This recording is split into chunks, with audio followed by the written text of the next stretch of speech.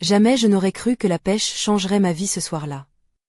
Bonjour, je m'appelle Élodie, j'ai 32 ans. Je vis dans un petit village près de Cahors, dans le sud-ouest de la France.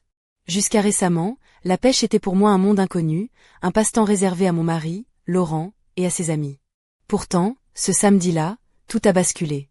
Laurent, qui avait toujours refusé que je l'accompagne, a finalement accepté, à une condition, que je ne le dérange pas. Je pensais qu'il voulait simplement me décourager, me montrer que ce sport était pour lui un refuge masculin.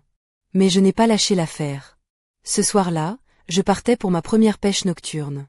Nous sommes arrivés au bord du Laubien, avant le coucher du soleil. Laurent et son ami d'enfance, Guillaume, ont rapidement monté leur tente et préparé le matériel. J'ai tout de suite compris que la pêche était une affaire sérieuse pour Laurent. Il s'est installé sur un pliant, qu'il appelait son trône, et a commencé à préparer un mélange mystérieux dans un grand bol. Pour moi, il ressemblait à un alchimiste concoctant une potion secrète. L'attente a été longue et monotone. J'ai pris la canne à pêche que Laurent m'avait offerte, une canne simple, mais moderne, et j'ai décidé d'aller marcher le long de la rive. Malgré quelques expériences d'enfance, je peinais avec ce nouvel équipement. Heureusement, Guillaume est venu à mon secours. Il m'a montré comment lancer la ligne et m'a trouvé un endroit idéal. La pêche a commencé. Mes yeux fixaient le flotteur immobile. 5 minutes, 10 minutes, rien. L'ennui me gagnait. Mais ce n'était pas Guillaume qui attirait mon attention, ce soir-là. C'était son torse nu, bronzé par le soleil, ses muscles saillants sous la lumière déclinante. Je le connaissais depuis 3 ans, mais jamais je ne l'avais regardé ainsi. Soudain, il m'a appelé. « Élodie, tu m'entends ?» J'ai sursauté et répondu d'une voix timide. Il m'a tendu une cuillère vibrante et m'a proposé d'essayer la pêche au leurre. J'ai accepté, attiré par une émotion inconnue, une sorte de frisson intérieur. Je me suis regardé dans l'eau calme. Mon visage sans maquillage semblait radieux, ma coiffure simple mais élégante mettait en valeur mon cou gracile. Je ne comprenais pas mes gestes, ni mes envies. Je voulais simplement être près de lui, près de ce nouvel ami de mon mari. Guillaume s'est approché, m'a guidé dans mes mouvements, et alors que j'étais concentrée, j'ai senti quelque chose de dur contre ma nuque. Il s'est penché, murmura à mon oreille, « Je te veux ». Je me suis figée. « Et Laurent ?» ai-je demandé machinalement, surpris par ma propre question. « Il ne nous verra pas d'ici. Viens, on va derrière ces buissons, un peu plus loin. » Je me sentais coupable, mais irrésistiblement attirée. Nous nous sommes cachés, et ce qui devait arriver arriva. Puis, une voix m'a glacée, « Élodie, tu es où ?» Je t'ai apporté l'appât. Je me suis efforcée de répondre, la voix étranglée, « Je suis derrière les buissons, juste un instant. » Je suis sortie, ajustant mes vêtements et ma coiffure.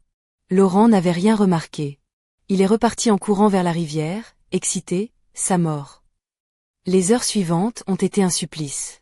Je voulais revivre ces instants avec Guillaume, mais Laurent restait proche.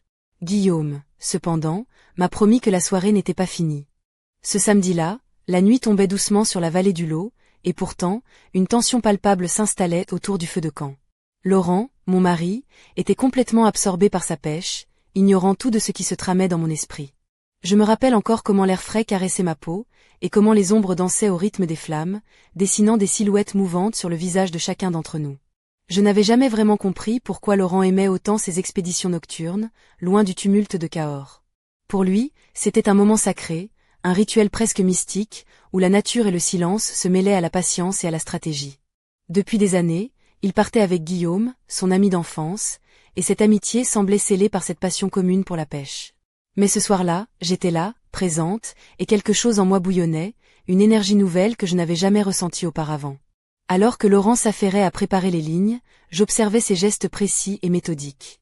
Sa chemise à carreaux était relevée sur ses bras musclés, et son visage concentré trahissait toute la détermination qu'il mettait dans cette activité. Il semblait prêt à déclarer une guerre silencieuse à ces poissons fuyant la rive. Guillaume, quant à lui, s'activait à ses côtés, enlevant sa veste pour révéler un torse bronzé et des épaules larges, témoins de longues heures passées au chantier naval. Leur complicité était évidente, faite de regards complices et de plaisanteries à voix basse. Moi, j'étais là, vêtu d'une blouse légère couleur lavande, un jean slim et des bottines en cuir souple, un contraste saisissant avec ce décor sauvage. Mes cheveux, relevés en un chignon lâche, laissaient échapper quelques mèches qui caressaient mon cou. J'avais choisi cette tenue pour être à l'aise, mais aussi pour me sentir un peu plus séduisante, même si je ne savais pas encore pourquoi. Ce qui m'avait poussé à insister pour venir, c'était ce besoin de sortir de ma routine, de toucher à quelque chose d'inconnu. J'avais toujours cru que la pêche n'était pas pour moi, une activité rustique réservée aux hommes. Mais cette nuit, je voulais prouver le contraire, même si Laurent ne voulait pas que je sois un obstacle. J'ai essayé de m'imprégner de l'atmosphère, de comprendre ce qui fascinait en mon mari. La rivière, calme et mystérieuse, reflétait les étoiles qui commençaient à apparaître dans le ciel. Le bruissement de l'eau, le croassement lointain des grenouilles, tout semblait conspirer pour créer un moment unique. Pourtant, malgré cette beauté, un malaise grandissait en moi. Je sentais que cette soirée serait loin d'être ordinaire. Quelque chose dans le regard de Guillaume, un éclat nouveau, un sourire en coin, me perturbait. C'était comme si, sous cette apparente camaraderie, une tension secrète s'installait, invisible aux yeux de Laurent. Je me suis surprise à l'observer plus attentivement, notant chaque mouvement, chaque geste, chaque souffle.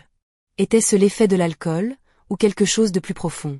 Je ne le savais pas encore, mais cette nuit allait marquer un tournant, chamboulant tout ce que je croyais savoir sur mon mariage, mes désirs, et moi-même.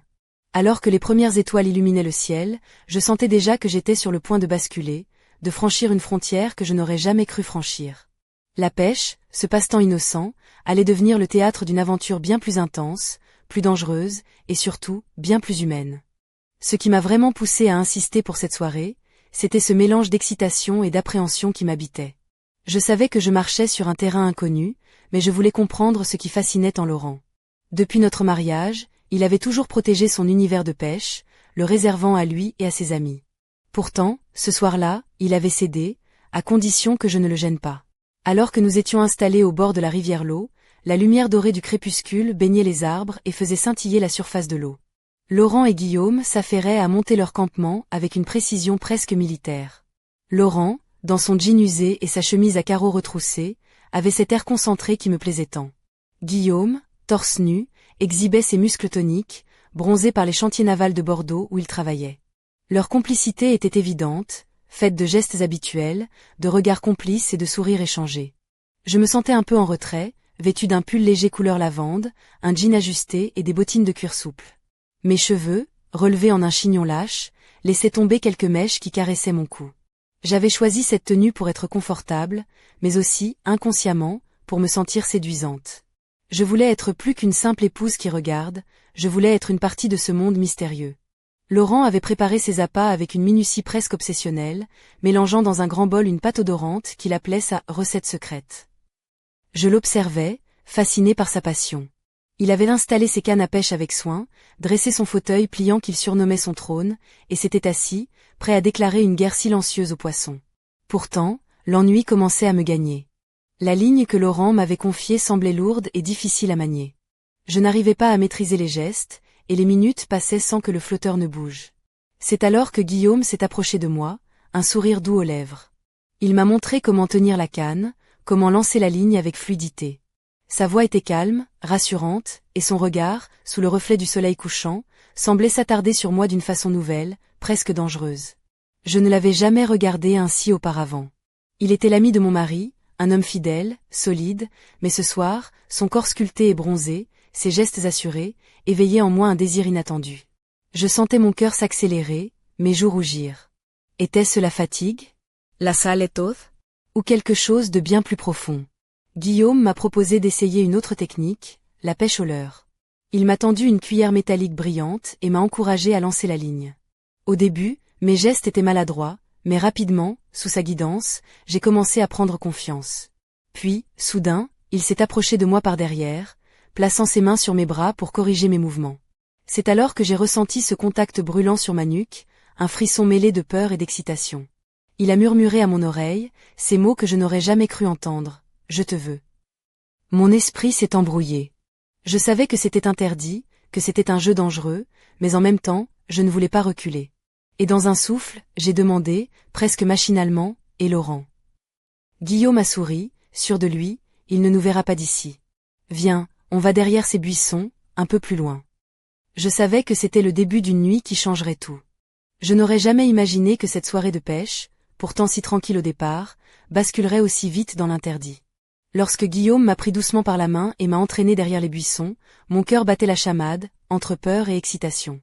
Le parfum des pins et de la terre humide emplissait l'air, tandis que la lumière du crépuscule s'effaçait peu à peu, enveloppant la vallée d'une obscurité complice. Je sentais son souffle chaud contre ma peau, et ses mains qui cherchaient les miennes avec une audace nouvelle. Sa peau douce, presque brûlante, contrastait avec la fraîcheur de la nuit qui s'installait. Pendant un instant, tout mon être vibrait à l'unisson avec ses gestes, comme si un secret enfoui depuis longtemps se révélait enfin. Mais au fond de moi, une voix hésitante me rappelait que je trahissais Laurent, mon mari. Pourtant, je ne pouvais pas résister à cette tentation, à cette promesse d'évasion. Ce mélange d'interdit et de désir me captivait, me submergeait. J'avais l'impression d'être une autre femme, plus libre, plus vivante. Guillaume s'est approché encore, ses lèvres effleurant doucement mon cou. Son regard brûlait d'un feu intense, et son corps musclé pressait le mien avec une force à la fois tendre et possessive. Je me suis abandonnée à ce moment volé, à cette folie douce qui me semblait irréelle.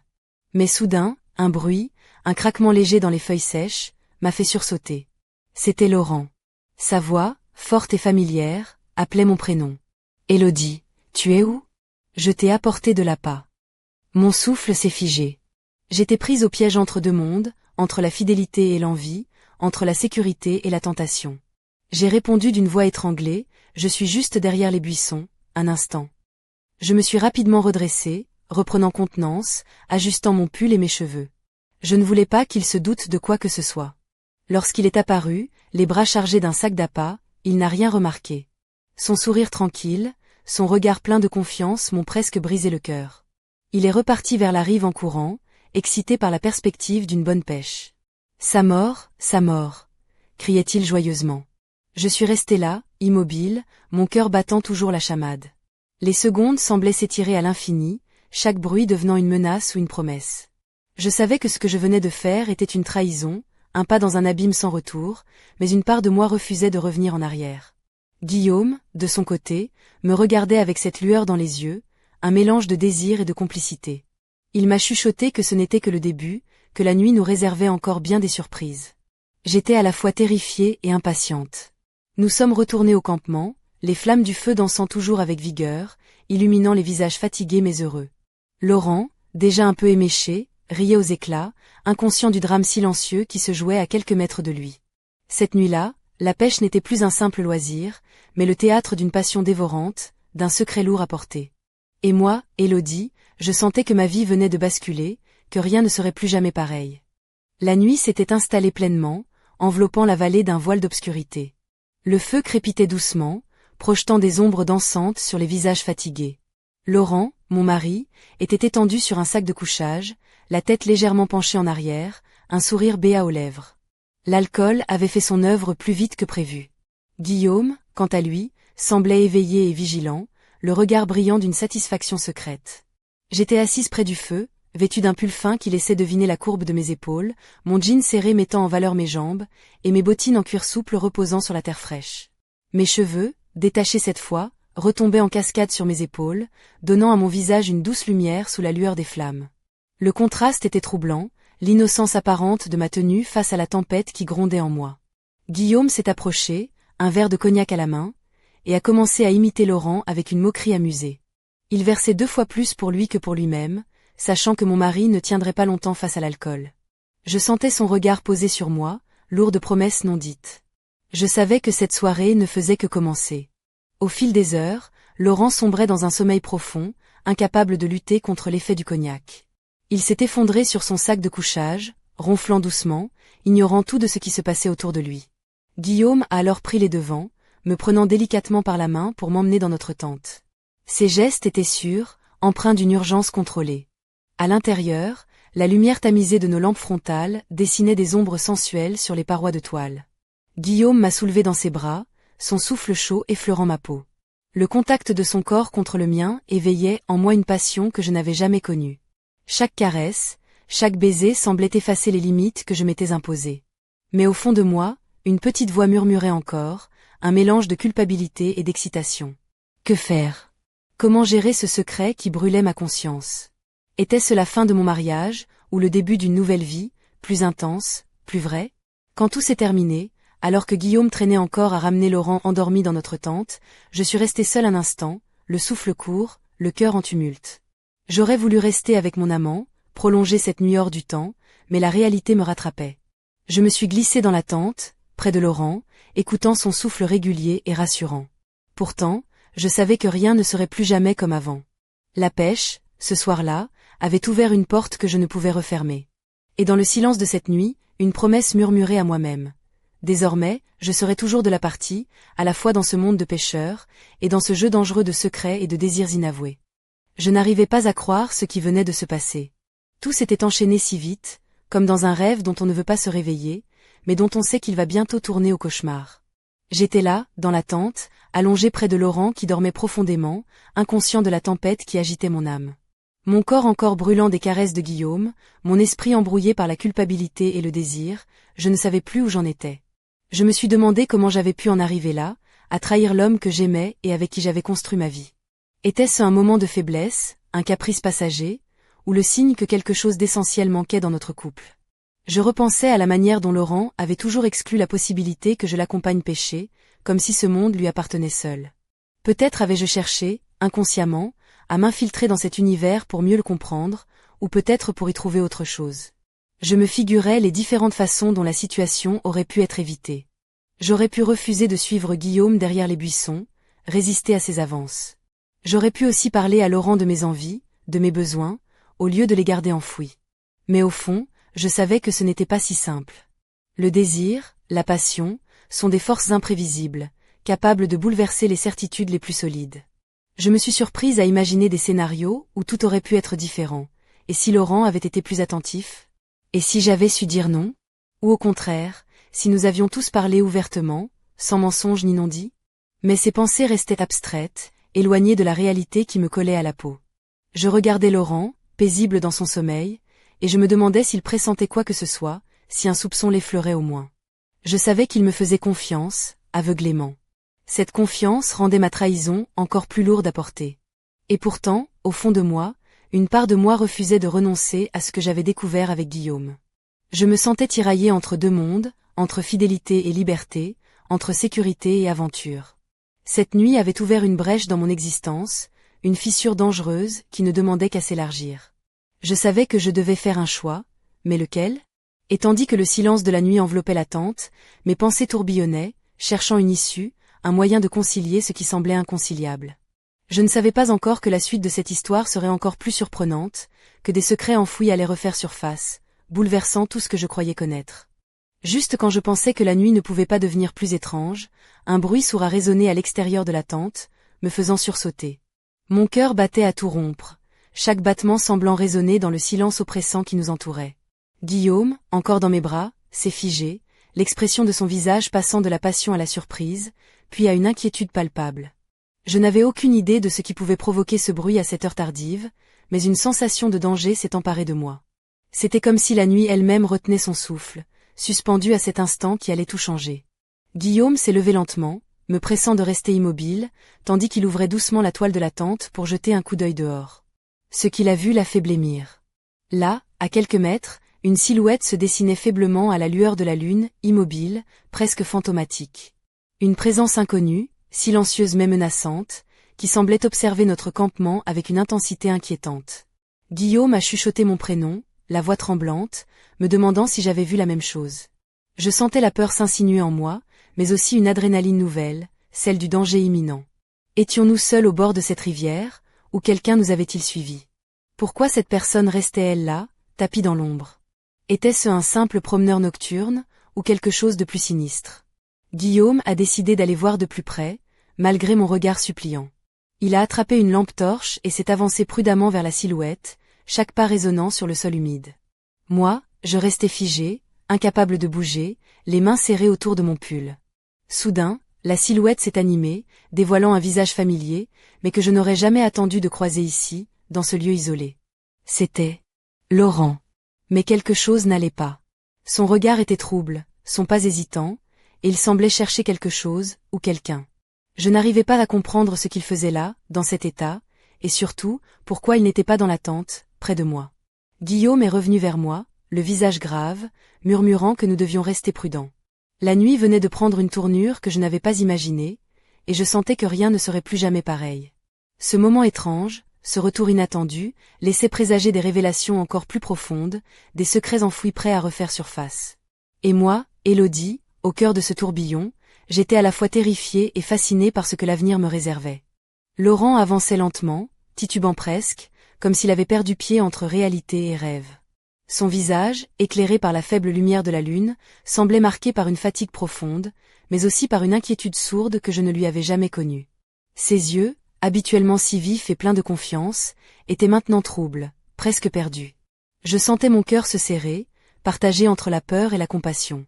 Guillaume s'est approché pour l'aider, posant une main ferme mais douce sur son épaule. « Laurent, qu'est-ce qui se passe ?» a-t-il demandé, la voix basse, presque respectueuse. Mais mon mari ne répondait pas. Il cherchait quelque chose, regardant autour de lui, comme s'il voulait retrouver un souvenir enfoui. Puis, brusquement, il s'est tourné vers nous, le regard chargé d'une intensité troublante. « Elodie » a-t-il murmuré, sa voix rauque et hésitante. « Je dois te parler. Il y a des choses que tu ignores encore. » Un frisson m'a parcouru. Qu'avait-il à me dire? Quel secret gardait-il, enfoui dans les méandres de son passé? J'avais l'impression que la nuit elle-même retenait son souffle, suspendu à ses mots. Guillaume, toujours vigilant, restait en retrait, observant la scène avec une attention croissante. Laurent a pris une profonde inspiration, comme pour rassembler son courage, puis a commencé à révéler des fragments d'une histoire que je ne soupçonnais pas. Il parlait d'un événement ancien, d'une trahison passée, d'une blessure qui ne s'était jamais refermée. Je sentais mon monde vaciller sous le poids de ses paroles, chaque mot ouvrant une nouvelle porte vers l'inconnu. Je réalisais alors que la pêche, cette passion commune qui nous avait rapprochés, cachait aussi des blessures secrètes, des tensions non résolues. Laurent n'était pas seulement ce mari aimant et passionné, mais aussi un homme marqué par des douleurs profondes, des luttes invisibles. Guillaume restait silencieux, mais son regard traduisait une compréhension nouvelle, presque protectrice. Je sentais que cette nuit ne serait pas seulement celle de nos désirs interdits, mais aussi celle de nos vérités dévoilées, de nos masques tombés. Et tandis que Laurent poursuivait son récit, une certitude s'imposait à moi, rien ne serait plus jamais comme avant. La nuit, avec ses ombres et ses silences, était devenue le théâtre d'une révélation qui allait bouleverser nos vies à jamais. Je me demandais alors, avec une pointe d'angoisse et d'espoir mêlés, jusqu'où cette nuit nous mènerait, et si nous serions capables d'affronter ce qui allait suivre. La tension dans l'air était à couper au couteau, comme si toute la vallée du Lot retenait son souffle avec nous.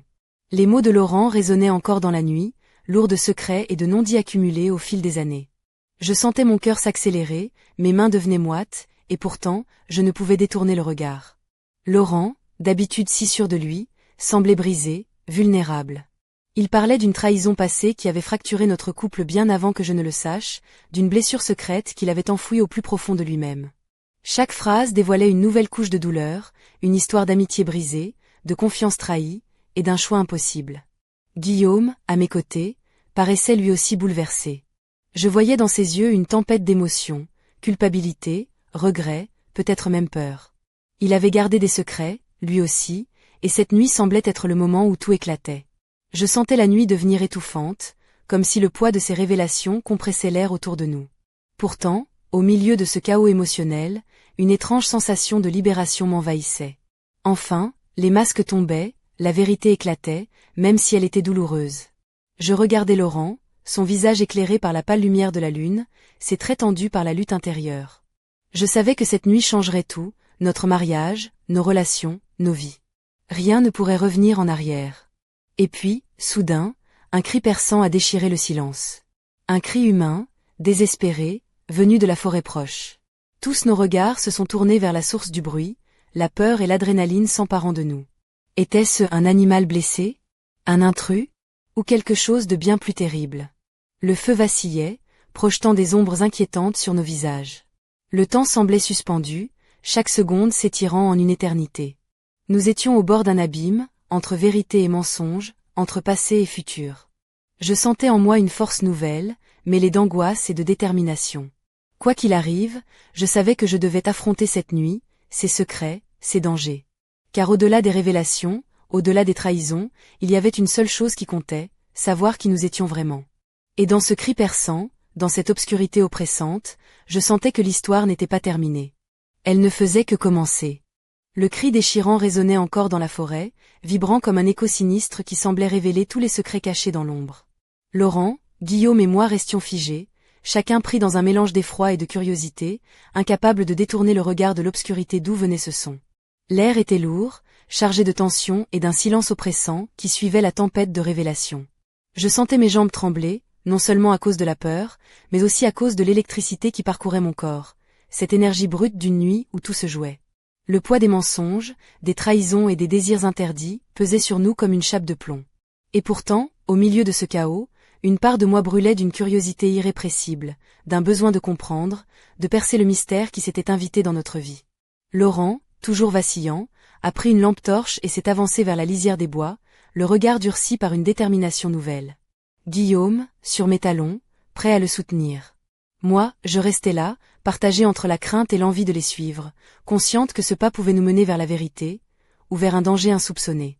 Alors que nous nous enfoncions dans la pénombre, le silence était seulement brisé par nos pas précipités sur le sol couvert de feuilles mortes. Chaque ombre semblait menaçante, chaque bruissement éveillait notre vigilance. Le cri avait cessé, mais son souvenir planait, comme un avertissement. Soudain, un éclat de lumière a traversé les arbres, suivi d'un murmure indistinct. Nous avons ralenti, tendant l'oreille, cherchant à comprendre ce qui nous attendait au cœur de cette nuit agitée. Puis, à quelques mètres devant nous, une silhouette est apparue, vacillante, enveloppée dans une aura mystérieuse. Je ne pouvais détacher mes yeux de cette apparition, sentant que toute ma vie, jusqu'à ce moment, n'avait été qu'une préparation à cette rencontre. Qui était cette personne? Quel secret portait-elle avec elle? Et surtout, qu'allait-elle changer dans notre destin? Le souffle court, le cœur battant la chamade, je savais une chose avec certitude. Cette nuit, au bord du lot, n'était que le début d'une histoire bien plus grande, plus intense, et infiniment plus dangereuse. Et tandis que la silhouette s'approchait, un frisson d'anticipation me parcourait, m'invitant à plonger dans l'inconnu, à affronter les ombres de mon passé et les mystères de mon avenir. Dans ce silence chargé de promesses et de menaces, une question brûlait sur mes lèvres. Jusqu'où étais-je prête à aller?